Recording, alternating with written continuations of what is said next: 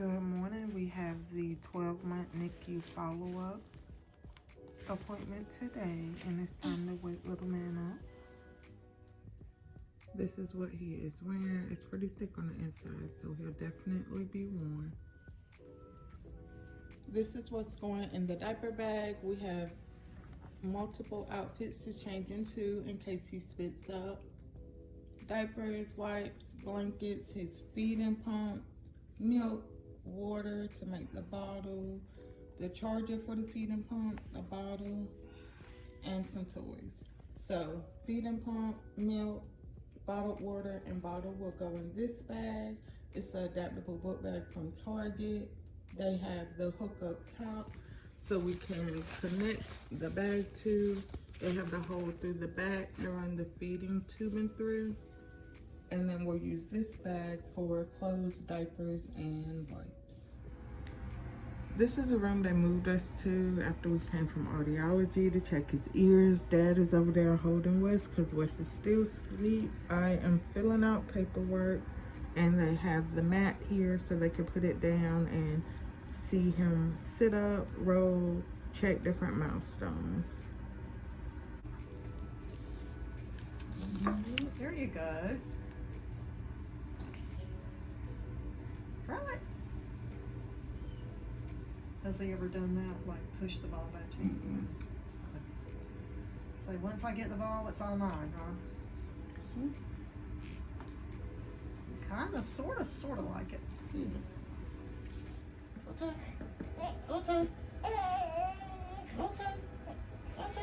So Wes is really congested, really irritable, really sleepy, and not really feeling the clinic today. Hello.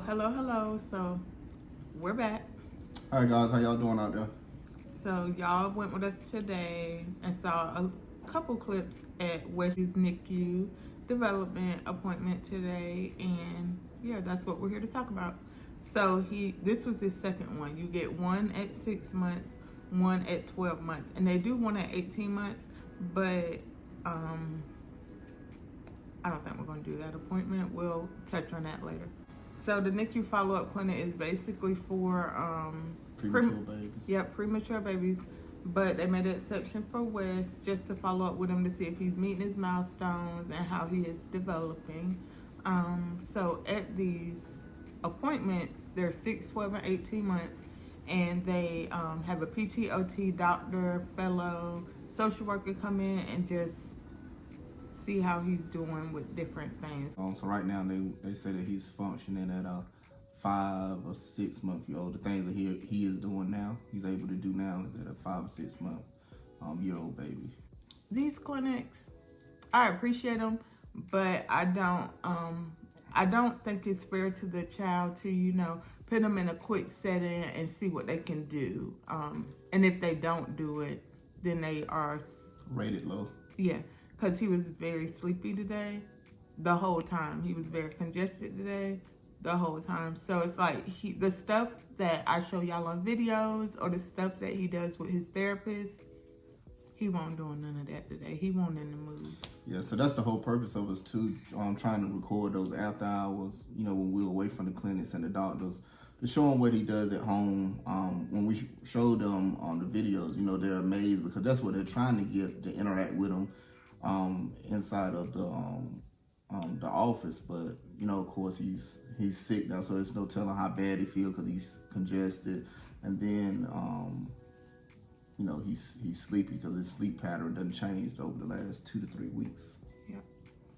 So when we finally saw so the OT came in and they had particular toys they had to use. They couldn't use anything he was familiar with. So it was like a cup, 2 little red blocks, and a red ball. And a little ruler kind of thing.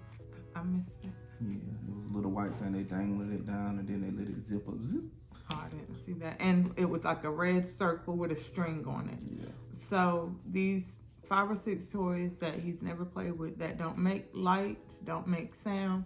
They wanted to see how he interacted with it, and he didn't really. He played with the little red blocks a little bit, and he might have touched at the little red ball, but she was asking, like, would he roll it back to you? If you wrote it to him, did he grab it? He's not doing those things yet.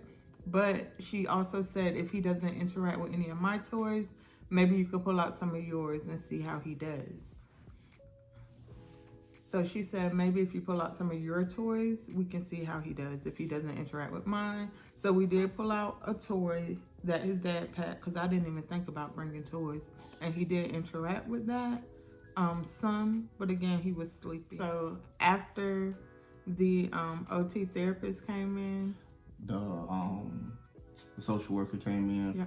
You know, and her basic thing was just to come in and you know, provide support for mama and as me as well, and see if we needed anything special. She gave us some resources to reach out to.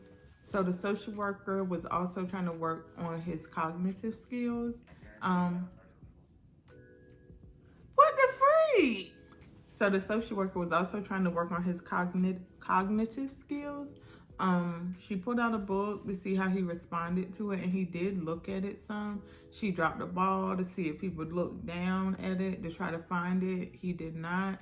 She tried to play peekaboo. He did not respond to that either. And those are things that even if he was wide awake, he doesn't really respond to. So we saw the OT, the social worker, and then the doctors. They came in, examined him, and their main goal was to see how they could eliminate some of these doctor appointments we're going to, and how we could just get treatment at one location instead of, we go to a lot of different places, pediatric specialty for endocrinologists and nephrology, Duke for certain things. The list goes on of places we go. So they were just trying to figure out how they could make this easier on us for Wes's care. So overall, the appointment was good. I mean, we know he's delayed. We know that It's all about, and I'm glad this is the first doctor that I heard say, we need to find we need to diagnose it. Yeah. So he's the first one, besides the one at Duke. So he was he talked real highly of Duke, and he said he would have referred that anyway from, you know, the get go if he would have been the one that was initially involved. So yeah, I like how he talked about, like, to take something on like this head on, you got to form a team, and all of y'all got to be in the same room and let the experts ponder about it and to come up with a diagnosis versus jumping around from this doctor to that doctor to this doctor to that doctor.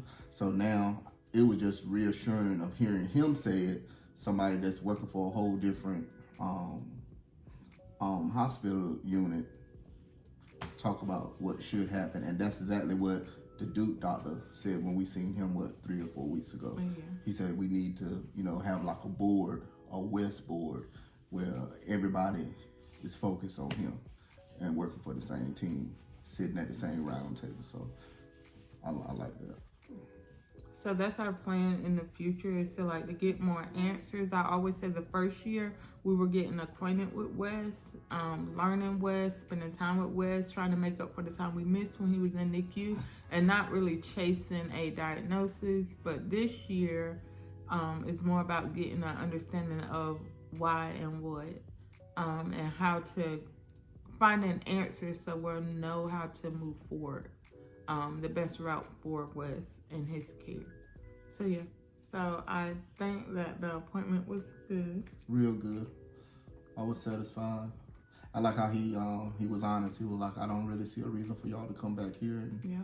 Once you get 18 months, y'all need to go ahead and go full blown with the plans y'all got. He was able to look in the system and see everything that my wife here had already done set up with Duke, and when he got all the referrals, so he see that we got the ball rolling in the right direction where it needs to be in order to get answers. So yeah.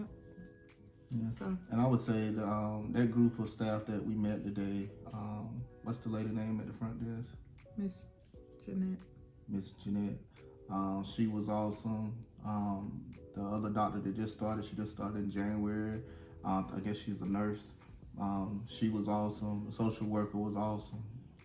Like the whole team. The whole team made their experience really made their good. experience really good. So that was a plus. It's always a plus. So that was his appointment today. Like Olivia would say, comment below, subscribe, and we'll see you next time. Thumbs up.